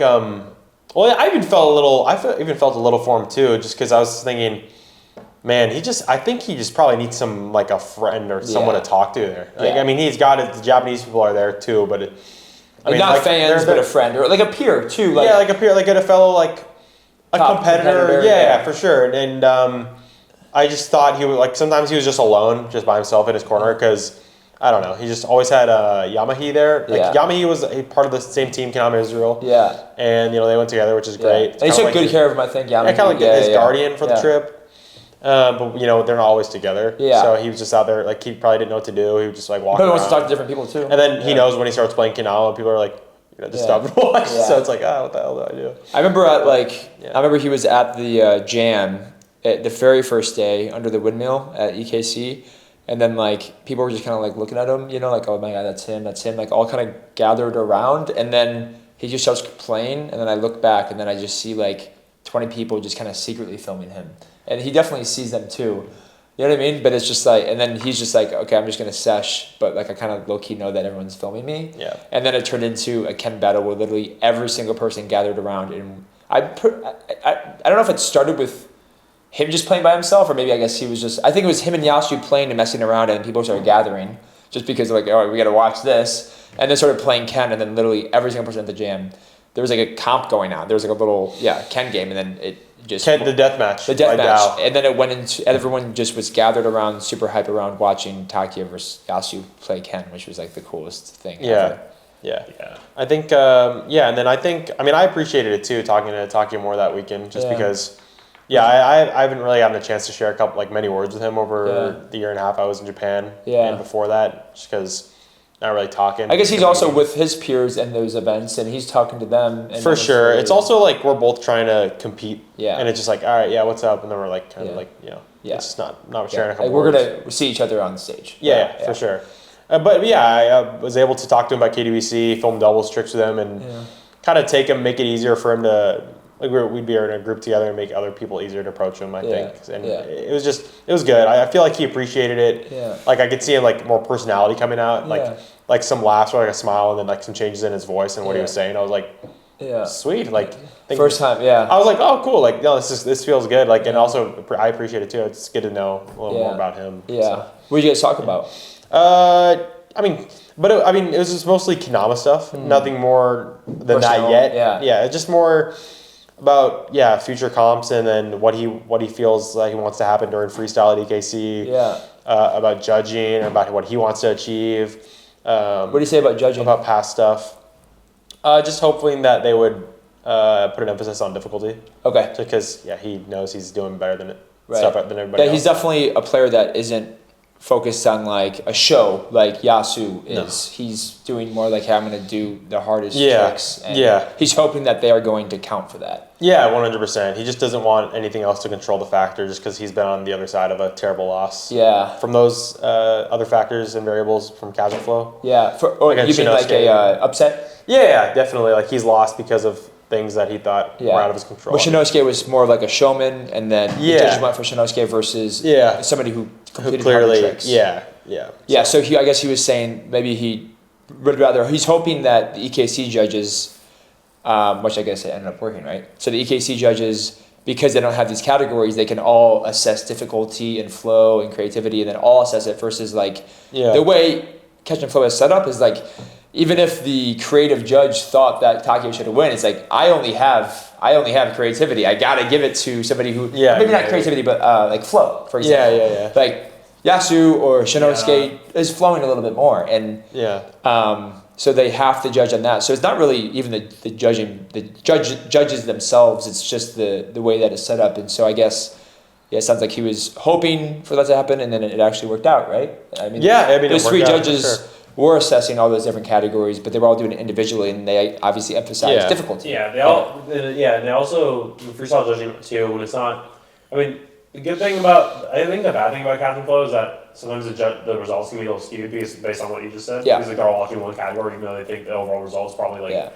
the difficulty is only one category. But it's only one category, so hyper focus. But then on the other end of the spectrum, regular judging has no system. It's just all basically subjective to whatever the judge's opinion is. They all have their own systems. They're not collaborating on the same system. Right. They're all their own systems. They all have their own opinions on like what's good. Like some of them are marking stuff. Some of them aren't doing anything. They're just going off whatever. Yeah. And they're not paying attention to anything stats or whatever. So the results can definitely vary based on the judging panel. Yeah, for sure. It's interesting. Just because some judging panels are so different. Yeah, for sure. It's hard to have good judging panels too. Usually the good judges are also the best players. Yeah. I really like both styles of judging. I think Catch and Flow does bring this more flowy and more showmanship type of freestyle play, which I really like to watch, like Yasu. But it's really cool that we have both, I think. I like both. I mean, the obviously the negative about Catch and Flow is that somebody, like if you were to compare difficulty and flow, there might have been a player that did more flow, but maybe their difficulty like just destroys the flow that the other guy did. But if you only have one category, you have to pick flow because you can only say, you have to choose one player. Yeah. But then, the other style, if I was a judge and I really focused on, if I really like flow myself, I'm a judge at EKC, if I really like flow, but then I just can't help but realize that the difficulty of the person who wasn't that good at flow was just that much better, then I have to go with the other person. And Catch and Flow, you can't do that. Yeah, you have to give it to the person who flowed harder. So, there's pluses and minuses, but I guess, Takia definitely. I mean, you guys too, right? I feel like you guys would definitely prefer an EKC judging system with the 3 judges who are just picking their favorite player versus a Catch and Flow system, right? I like it. I think Kendama can definitely benefit from some type of system. Okay. Judging overall. Yeah. Overall, so the same system. Like overall, not the same system as Catch and Flow, because I don't really care for that. I've seen too many skewed calls, too many calls where it was obviously the other person, and the person I thought won, did by the landslide didn't win. Yeah. I've seen too many of those to really just validate it. Yeah. But I think overall, if the judging panels are really going to be different, and there's no qualifications to be judges and stuff, and I can't expect some elite level of qualification for judging and whatever, but if it's all going to be different, if every competition can have different judges, different whatever, then I think some sort of agreed upon system to look at or stats to pay attention to should be in place, just because everybody's different. But so that means every judging system is going to be different elements. What are people looking for? If you want to really get good at freestyle, obviously the best thing is just land tricks and continue to improve as a player and all that. But it used to be the consensus, in my opinion, that it's okay, spike your tricks and also switch it up every round. Because if you don't switch it up, your tricks, if you keep doing the same style of tricks, it's going to be disadvantageous to you. It's going to be you almost didn't do a trick. Yeah. Whereas nowadays, I mean, it kind of makes sense too. I mean, here's a great example. Library has been so good in so many freestyles that he has the same tricks every single time. Yeah. But it's hard to argue against that. It's like, all right, well, he's landing the same tricks. Yeah, but he's landing more than the other player. He's landing the other player, but, you know, like, what are people's really, like, intentions going into freestyle? Like, what are their strategies? Like, is there even room for a strategy then? It's like, what are you basing it on? Yeah. Like, what do you base, like, you know? So, I mean, not saying that, I mean, yeah, it could be good the way it is right now, and it's fine. But I think there's definitely some type of structure would be good, but I have no idea. Also, I say that, but I don't have any opinions on like what stats to track except for spikes. I think that's actually really important. Yeah. I think every judge should be making trackers. In my opinion, I think if we made a system that the highest value would be the audience excitement. And not a random audience of like people who don't know Kendama, but like an EKC audience, a catch and flow audience where they know Kendama, they know the difficulty of the tricks. I think with freestyle and how different it is from open and how different it is from KWC, if we were to make like the freestyle get bigger and bigger in Kendama, and I think that's really important because that's how you can really share Kendama with other people is through freestyle. You can't go up and be like, hey, check out this open trick. I can hit this 3 times in a row. Yeah. It's like not very exciting, but for freestyle, if you saw Yasu on the street, people are going to gather because he's so good at freestyle, right?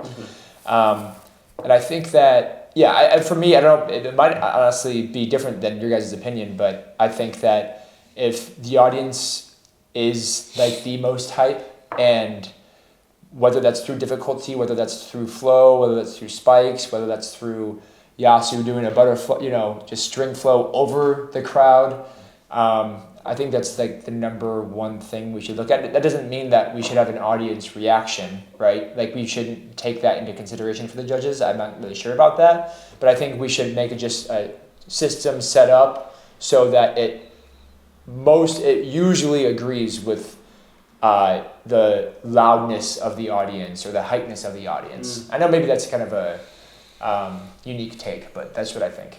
Yeah, but then wouldn't when people would start knowing that, wouldn't the audience like kind of forcefully vote for somebody? Yeah, for sure. I think if we did do an audience was the fourth judge, then I think that could be the case, because then you can have like you're saying like, for example, the French guy's yelling really hard for Oscar, but objectively Oscar maybe didn't win. I'm not talking about a specific example, I'm just saying hypothetical. Is that what you kind of mean? Like the audience can skew it if they know that they're a part of it? Yeah, I totally see that. And I think that, I mean, that part, like at some point I did think that, and I posted on my story at some point that we should have the audience be a part of the judging system. But that's a really good point. Yeah, maybe I'll change my mind about that. But I do think that the way we set up the judging system, whether it's a mix between whatever option that we have, that we should really, I think the ultimate goal is the hypeness of the audience. So whatever is going to make the audience the most hype. Biggest entertainment. And I think right now we're actually doing a pretty good job. I mean, if you look at like EKC last year, I think Yasu made the audience the most hype, right? And EKC this year, there was Yasu versus Takia. Maybe Yasu didn't have his best run, but Takia made the audience the most hype. Yeah. But I would hate to see a system that where like just because you hit a super difficult trick or just because you did a certain kind of flow, even if the audience liked a certain player more, I feel like that's a really, really good ultimate goal for freestyle, right? Like, so I think that's kind of the goal of freestyle is to show, impress, and influence the people watching. Yeah, like really hone on the entertainment aspect. Yeah. Like, so if we were to set up a judgment system, like kind of consider with every decision that you make, if you're making categories, if you're making like statistics, whatever you're implementing in there, with the ultimate goal of being like, okay, is this going to lead the decision to be that the audience, that the player who wins will be the one that the audience like the most. I think that's like a really good, I think that's like the route to go, in my opinion. Yeah, I don't know. Because open is obviously completely different, but I really like the fact, the different formats of Kendama. Like obviously people aren't super hype on open. People are a lot louder doing freestyle, but open is really fun for like the top players to watch because you can really see like Alex Mitchell, for example, like how good is he at this lunar backflip trick, or how consistent is Nick at a trick, and like who's gonna battle with these random tricks, who's gonna like Nick and Takia, for example, like who's more honed at these tricks at that time. I think that's really unique, but it's almost opposite of freestyle in my opinion. Like they're almost opposite games a little bit, and maybe KWC is a little bit of a mix. I don't know if you well enough. But yeah, so I mean, it's nice that we don't have to judge open. You have to judge it, but there's no like, you know. Yeah. Man, I would hate to judge freestyle. Yeah. I would hate to judge that. But do you think you never will be? Well, I don't know about never, but I just think that it's tough. It's a really tough job. You're going to get hated by somebody out there, and you're going to probably make a bad call, and it's just a lot of things. I mean, that's why I think having some type of structure, maybe like some type of structure that you're sticking to. I mean, like that's where it starts too, right? Maybe we don't have an official structure of how this thing should be judged at all, but as a judge, I mean, I hope to God, I hope you're writing stuff. I hope you have some in your head you're writing to, you know, that's consistent throughout the entire competition.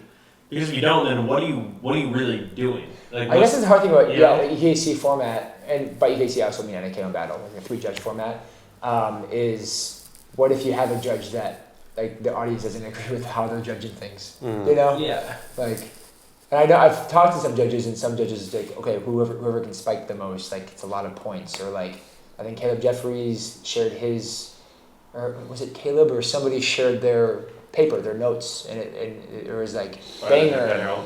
Ben Harrell. He showed like little B or big B. Yeah. And obviously, you know, he's getting back to, you know, he's judging a lot, and he's probably going to judge like more and more events. And so obviously, what he's doing is like seems to be working. People like it. But yeah, it's really interesting. I mean, also you have to kind of look at like Kendama in the future. Like if this is going to be a gigantic sport, we want to almost make those decisions now. You know, we want to kind of like you got to do them so that it can grow into it. Yeah, exactly. Yeah, I think that's so important because having these type of systems in place, no matter what they may be, is so important because like you say, judging is really hard, but these these decisions like, oh my God, is it really this person? That's the only reason why judging sucks. It's like it's so fun. It's fun when it's easy. It's like, oh, it's like, all right, do it running. All right, this guy's gonna be so stoked. Let's go. Yeah. Like it's only when they both do really good that it's like, oh my God, or they do both do really bad. It's like, then also everyone hates. It's like, ooh, I hate being a judge. It's like, oh my God, this is such a difficult decision. I'm gonna have to go with my gut here. It's like, okay, like you can use your instinct for sure, but it's way more helpful to have something written down, like literal proof, like, okay, track, okay, it's really close. Let's go to my proof that I have in front of my face that I was keeping track of. Okay, that makes the decision like way easier, you know? So if everybody doesn't have that, then I can imagine why they would never want to judge again or something. Yeah, and also like, I would be really happy to be a judge if I can like look at the video that night. And then I'd be confident, and if it's like really close, I'd be like, no, like this is exactly what happened. I counted every spike. I saw how they did the tricks. I saw how they involved the crowd. I'm sticking to this. This is what I think. But the issue for EKC in battle is not only that it's like right in front of you for 2 minutes, but also you've just judged like 50 matches. So like the fatigue that you feel in your head, you're like just barely like, oh my God, you like drink, you know, you have to like do whatever caffeine or whatever to be able to pay attention that long, because I mean, I can't even pay attention in a conversation for 3 minutes without thinking about something else. So like to be able to do that, to have to do that, you know. But that's kind of cool with qualifying, right? Is the qualifiers are probably really accurate because they sat down and looked. Right? Yeah. But it's really interesting stuff. And from what I've heard of other sports, it's never going to be perfect. Like I know in skateboarding, it's super hard to judge skateboarding. Probably similar to Kendama.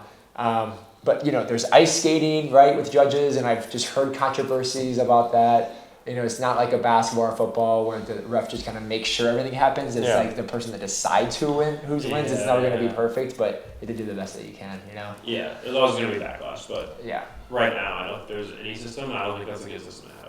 For the long run. You don't think the system that we have right now? No. I mean, it's fine, but it's obviously fine. It's been the norm, but I mean, I don't think anybody's made an attempt to improve it. Yeah, you know, it's been the same. It really has been the same. It's been the same for 10 years. And if we have, I think we can.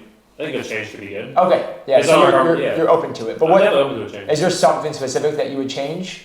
I just would definitely like to encourage every judge to, and I wouldn't want to pigeonhole a judge to be like, oh, you have to judge in this way. Even though that would make it more, like, I guess, in a way, regulated. I mean, right now, as I said, I mean, I would love to have the judges, like, I don't know, even just, do you guys think this would be helpful, like the judges communicating with each other what they're going to look at? Or do you think that would skew, like, do you think that would just be more of like all right, we're all judging basically as one opinion? I just would like to have everybody have like track something. I mean, if Ben Harrell comes up with a strategy, some people don't come up with anything. So you're saying, hold on. I think it'd just be good for, before any of that, just to have like the community know how each competition is going to be judged. Because I actually don't think any players really know how each specific judge judges. Yeah. And so I think that'd just be cool for everybody to know, so we know where to go next. Yeah. Because some of the stuff you're saying right now, like I wish they would do this, like some of them are probably already doing that. Like counting spikes, they're obviously already doing that. Like spikes and like looking for certain tricks, they're already doing that. But it's not public knowledge. It's not like for sure. Mm-hmm. But you should, also realize that the extreme version of what you guys are talking about is catch and flow. Like the extreme version this guy is doing freestyle, this guy's doing creativity. But I'm assuming that you guys are not going to go extreme. You're going to go a little bit more of some, knowledge of like what this judge is looking for, so I know what to do. I just want like as a performer. I just personally right now I think it'd be cool like to get a kind of inside glance on how freestyle is judged by certain people. Okay, well maybe when that Would I be wrong to say like know why I lost and know why I won, even for a judge to explain their system, and like maybe there isn't a governing body that controls like, okay, you have to judge like this, but just maybe we can get to know what, like each judge can announce what they're going to be judging on and what they value, and then that way, and then maybe after every match, if you wanted to, you can ask like, hey, what'd you do to decide that? Is that something that along those lines? After every match? But yeah, maybe you don't. I mean, it would definitely help in the sense of like sticking to these, these rules that they're abiding by, right? Like imagine this, like the event starts coming out EKCs or NIG or whatever, and it sponsors all this and stuff, like who the judges, all the prizes, whatever, and then like one panel on Instagram is like one layout is like, all right, here's the judges' criteria or something, I mean, it'd be cool, and I don't think it would actually change performance. I wouldn't change the performance a lot. It would just be really nice to the community. The community's like, oh, okay, so they're looking for this, they're looking for this, and that would definitely make the judges really stick to what they're doing too. I'm not saying they're going out of left field on all any of the calls. I have no proof of that, and like they said, I'm sure people already have answers in their head. But it's nice to put it on paper, and if you actually put it on paper, people are way more fun to stick to it too, and actually just publicize it. It's nice. I think it's nice. You know what's maybe a good comparison is like have you watched baseball on TV ever? Barely. I mean, yeah. You know how there's like a generated strike box, is it what they call it? Like a rectangle. Yeah. Something almost like that, where it's like, before I'm sure on TV they didn't have that. So you just are kind of like hoping that the umpire got it right, but now you can see what the umpire is looking for. I'm pretty sure the rectangle changes for the umpire, depending on how they usually would call things.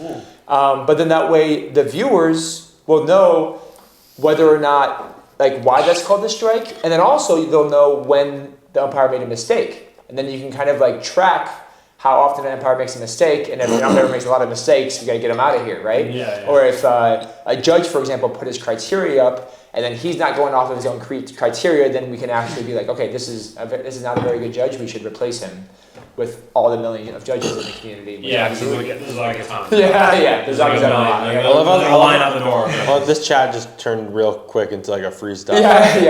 Yeah. It's funny. Joe Rogan style. What were we even talking about? We're talking KDBC. I was about to interject with the fact that, and this literally came from just talking about Takia, like people filming him. Yeah. I was like, okay, of course, like 25 minutes ago. But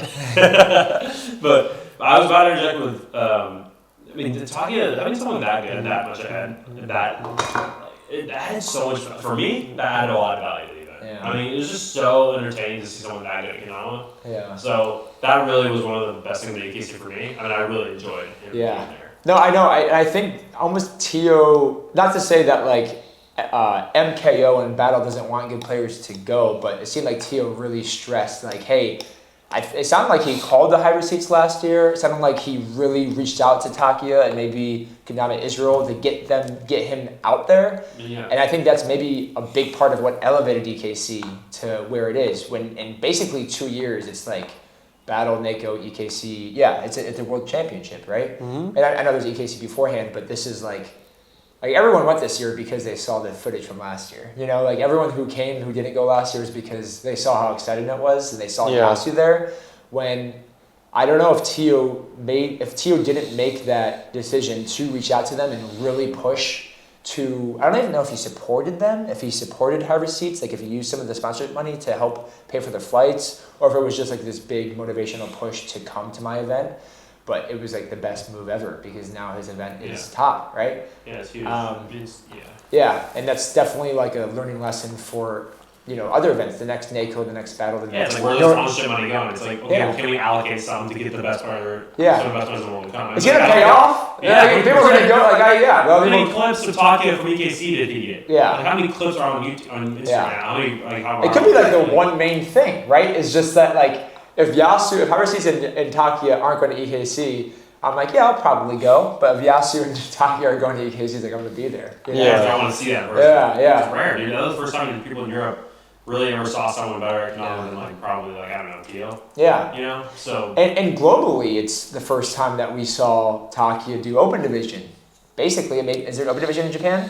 Yeah, he's definitely done a good number. Okay, well I guess a Western style of competition almost. Yeah, for sure. Catch and flow is kind of like easy where it can go really hard and people are like chanting and everything like that. But it was just cool to see him over here instead of the people who are lucky enough to get to Japan to see him. Yeah, it's rare. It's rare for both things happen. Like he's the guest. Japan, and then also Japanese players coming over here. It's like it doesn't happen. Yeah, for sure. Much, but it has been happening a lot recently. Yeah. More and more. I say a lot. There's only a handful of players that come. Yeah. It's more than like the one that used to come. You know? Yeah, but it seemed like before it was like it was up to the team to get the best players, to get their best players out here. Like Sol wanted to get Madi out. Exactly. And hopefully we see a shift where maybe Chad or Matt is, you know, doing more of the work to getting these players out here. Yeah, Carol, let's allocate some money so that I can get this player fight. I'll help you to help the company assist with this fight. I'll do whatever I can to get them out here. Yeah. It's awesome. Super, super cool. Adds more incentive to get really good. And it's going to be good for the viewer, and including us, because we're watching these. Yeah. It's going to be way more fun for us, too. Yeah. All right, guys. Come back into the video. Great chat. I'm glad that we went into that whatever we did, the turn into the freestyle judgment system. But super stoked to see you guys at KWC. Nick, what do you get? What place are you coming in this year? Another hour. Last year, I feel like you were pretty set on first, or you're gonna. I think the last first interview you guys had, you were like, yeah, I'm No, and honestly, I was so hyped about KWC because I'm like a huge fan of you, and I was like, yeah, we got to get an American out here. Like he's he's living in Japan. He's gonna go hard. He's gonna win KWC. And I remember. Yeah, and a few of my videos on YouTube just being like, yeah, Nick is going to take it. And I think for you were like, probably, you know, somewhat confident, but also like, I'm going to do the best that I can. Yeah, you know, getting close. Fifth, which you were really happy with. It was honestly, yeah, for sure. I was actually absolutely super happy to get top 5. And, you know, if that day I did the best I could, I did my full run all day, was nailing it all day, and then until I got up there and missed the last trick. So I was like, can't always get it all. You were disappointed, but you were like, yeah, that's. But I knew I was capable of doing it. I knew I put in the practice. Like I didn't cut myself short. Yeah. And how much did you practice last year compared to this year? It's last year I definitely. You went pretty hard? I put it for sure. Like I put in some consistent practice. I was almost doing it every day. Okay. For about like an hour. Okay. What do you mean every day since the trick came out? Well, it was last year.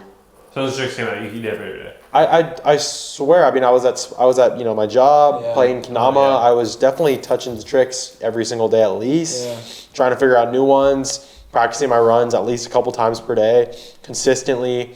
I'm not going a couple hours per day, but I was playing every day. Yeah.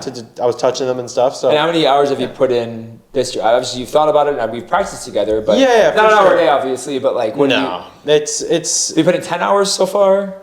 Yeah. That's a good question. I don't know. Maybe close. Yeah. I'm just starting to practice a final run. So to be honest, it's pretty late. I've never left it this late before. Yeah. But I would absolutely love to make a left side of scoreboard top 10. Okay.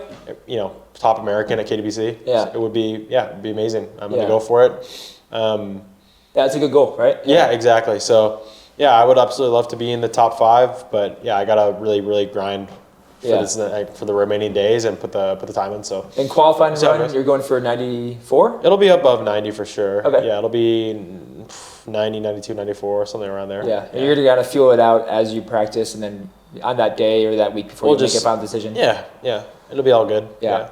Zach, how about you? What did you get last year? 13th. 13th, yeah. And how are you feeling this year? Is it are you practicing as like you think you put in 10 hours so far? Do you think you put in less? You put in more? I'm probably almost there. Yeah. Okay. And then last year, how much did you practice? I left it pretty late last year. Okay. I mean, I was doing prelims and stuff, but every day in July up until the competition, except for one day, I practiced. Okay. For like an hour. Every single day in July. Like from Every July 1st to like July. July 27th when the competition, I missed one day, but I practiced every day. So last year, It's funny because every day I practiced, I was like, I would hit a good run, and I'm like, yes. And then the more I practiced, the more I was like, okay, I'm getting more realistic with myself. And not in the sense of like, no, I can't do these tricks, but it's like, well, it was in the sense that I can't do these tricks like within 3 tries. It's like, I was like, I did one good run. I'm like, yes, I've done like, I don't know, like 1350. I was like, yeah, if I do that on stage, that's going to be amazing. And I'm like, I just have to do it again and again and again. It's like, well, okay, well, that's how many times you really hit that. Like, you know, so. Yeah, but I practiced every day last year for the entire month of July, except for one day. Yeah, so then this year, you think it'll probably be less than that? Or you think, I mean like, it's not July yet. Yeah, exactly. Well, I mean, it'll probably be like almost the same. Okay. It'll probably basically be the same. Yeah. Like, we're about to be in Japan for like a month. I'm probably about it. I'm going to hit the same type of practice, you know, going up to the event. You know, I think I can almost guarantee that, actually. And then what's your goal for performance? I want to do better than last year, top 12.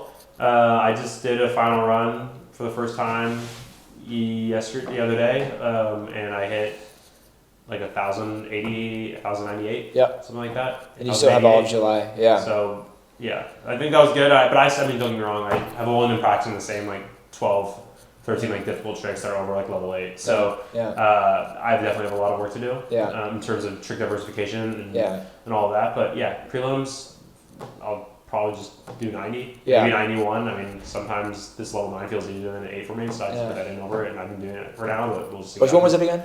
I put in a 2-turn swap handle, dub, flip handle. Yeah, Katie's. Just go to airplane. Yeah, I was doing really good on it, so I just put it in. I was like, alright, whatever, it's pretty much the same for me. So and qualifying, what are you thinking? Oh, like 90 or 91. 91, okay. And I haven't practiced backups yet too, so. So last year you got 1350, so you're trying to beat that this year. What was your score last year? Sorry.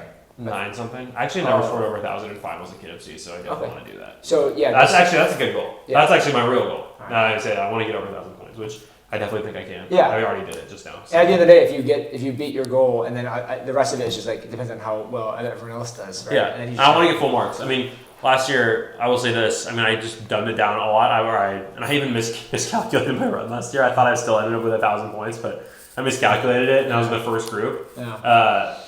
I basically the way I set up my run last year is like, all right, I'm gonna focus on getting full marks because if I don't get full marks, my score is gonna suck. Yeah. My score is gonna actually suck if I don't get full marks, and I did, you know. Yeah. So I got 13th place for that, and I was in the first group. Yeah. I don't think anybody's really expecting anything out of the first group to do well.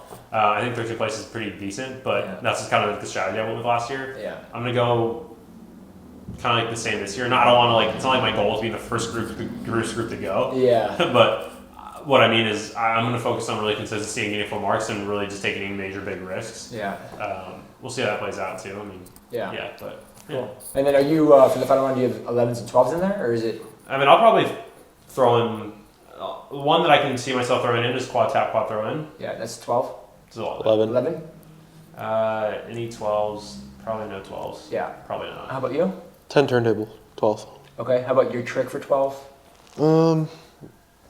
Nah, probably not. Okay.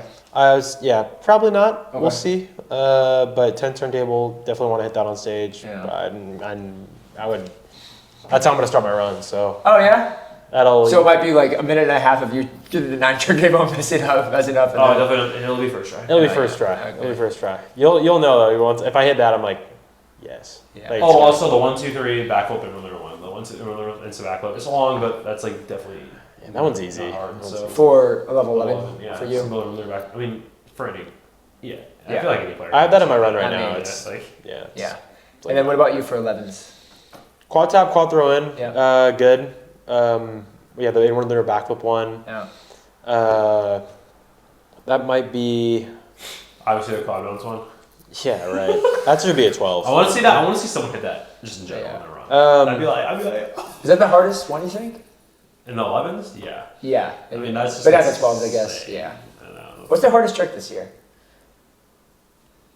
I mean, personally, of course, with the string, that's not considering like 1, 2, 3 straight with the string and everything. Like, still, that would be the hardest. Wouldn't it be super hard? I think. No, there's way harder tricks. You think so? Yeah, Edwin's. Well, Edwin's for sure. Edwin's is harder than mine. And also the triple pirouette at level 10 is insane. And also 5-out trick from level 11 is insane. What's Edwin's again? Triple solo to the other hand, triple solo back to your regular hand. Yeah. That's a cool trick. Yeah. But and then Takia's is sick. But he makes it look so easy, but he's the only one who's making that look. Back to what we're talking about certain players that only focus on new gen, and then other players that are well-rounded. I think for some players, Takia's could be just right up there with Nick's. Maybe not, obviously not for you guys, because you guys are in the way we see, still gods. But I mean, both tricks are really hard. Don't get me wrong, but yeah, I think the reason. Yeah, it's interesting, right? Because the reason why I think Takia's is so hard is because, all parts of that trick is super hard, but there's also a lot more going on, whereas the stilt one's like, all right, you just have to like hit. Yeah, I don't know. I mean, honestly, it's quick. For me, I have way more new gen. I put way more work into new gen than I have like stilts, let's say. And I know the stilt one, I've practiced that a little bit, and I've gotten somewhat close, but if I were to practice them evenly, I think I'd be more confident with Takia. Not that I've landed, I haven't landed either of them. But for me, and I think there's other players like that just like, I haven't put in, I just put in work for the tricks that do better on Instagram. The ones that I like more. Depends on what like the tabs you like more. And and they're both really hard tricks. That's why they're both level 12. Like, don't get me wrong. It's not like I'm like, this is easy. Takia's really hard. Like, yeah. I probably even Takia would probably say his is easier than mine. Right. Yeah, he did. Yeah, but you probably hit them both. Yeah. Maybe he'll hit them both on. Maybe. That'd be insane. I would love to do mine. I was doing them well at EKC. Yeah. Takia actually said some crazy. Like, I was like, oh, this is some human stuff. Like, this is some. He's not a robot. He said some like human stuff. Wait, what did he say? So you were doing it, and I was doing the trick. I was like doing my own 12. We were just jamming a little bit, and I hit it actually. Even for me, it was really good. I was hitting it like every other try for like a couple minutes straight, like 4 or 5 times in a couple minutes. And he was like, wow, it's crazy to be. Yamaken was there. He was like, man, it's crazy to be around like good people. And Yamaken was like, yeah, crazy people here. He's like, no, like Nick is just so good at his own 12. It makes me want to get better. I was just like, how'd that make you feel? I was like, wait, did he actually just say that? Because they said it again on the recording. I mean, this dude's I don't know. I know he's like clearly by far and away the best. Cocky dude, kid, understandable, no judgment there. You be whatever you want. You've been there. I've been there. I've been there. Yeah. I was like, wow, man, like that's actually that's like cool that you can like get inspired by other people. Anyway, it was cool. I was like, oh, that's the most real, like one of the most real things I've heard you say like ever. Like other than just cannot, like I was like, oh, that's cool. Honestly, respect to you for. I feel like past goats can kind of take 2 routes of being kind of like not mad, but I don't know the right word, but just being like.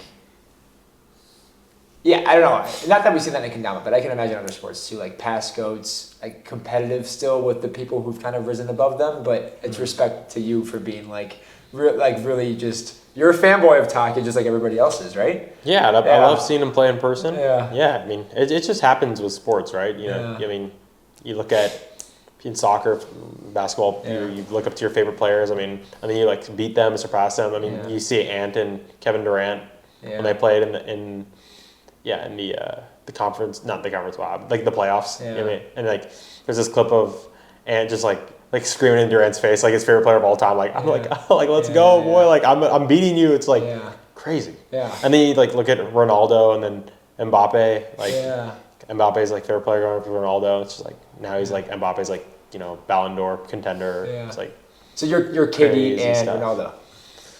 I'm just joking. No. I know what you mean. Yeah. You know what I mean, though. Like, of course. People, it's just a part of it. And But I just imagine there's like probably goats out there in different sports that like Katie, I think, probably was pretty humble about it. Was like, yeah, I respect that, and I know that I'm retiring soon. He was like, whatever. But I can imagine other players just not, being salty about that. But it's for sure. Yeah, I just think there's a line you have to draw where it's like, okay, they're coming up now. They're my competitor, and then there's like this moment, or at least for me, there was a realization of, okay, like this person's like just outclassed me. Yeah. Like it's just like cool.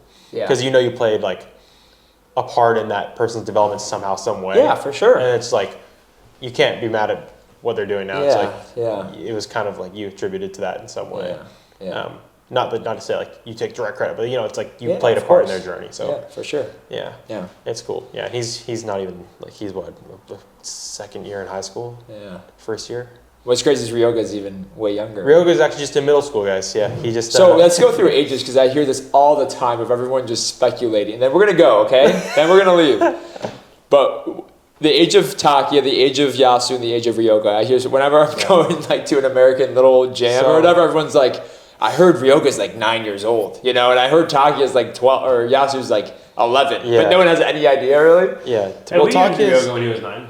We did. Yeah. Mm-hmm. He was good back then too. He just wasn't a freak. Yeah. So yeah, Takia is like 17. Okay. And Ryoga is, he's a year above. So he's like no, he's not 13. 12. Yeah, I think he's 12. 11 or 12? I think Ryoga's 12. He's got to be 12. And then Yasu, I think he's 14 at least. He's 14. It's in his bio. Okay. Yeah. People could look at that too. Yeah, it's in his bio. He's 14. What other kids do we have to? Oh, Ryoga's 13. Okay, there you go. So he just turned 13. And yeah, Takia had just had his birthday. So yeah, he's 17. And you're 24? 24, yeah. 24. Cool. So, yeah. And yeah, those are the best guys. Maharu's 16? I think he's 1 younger than Takia, right? Like a class younger? Yeah. He's 16. And then Madi is actually in his 5th year of the working class. So he just went from high school straight to work. Yep. And he's same age as me. Yeah. So 24. Madi's 24. I think so. Oh, my bad. I just totally messed that up completely. It looks like he's 22. Okay. Which I'm kind of surprised because I thought we were kind of the same age, but he's 22. It's in his bio. Yeah. And then I guess, I don't know if you guys know Utaro. But how is he 22 but he didn't go to university? Yeah. Is it high school just? Oh, that actually makes sense because he's 18, graduates high school. 18 goes straight in. 5th year of working 9, class. 10, 1, 2, 3. He's on his 5th year. Probably hasn't had his birthday yet. Okay. Turned 23 this year. Okay. Yeah. So anyway, cool. All right, let's enjoy Copenhagen before you guys leave for Japan. Let's go. And how old are you? I'm actually 26 biologically. Okay. Yeah. All right. See you guys. He's 30.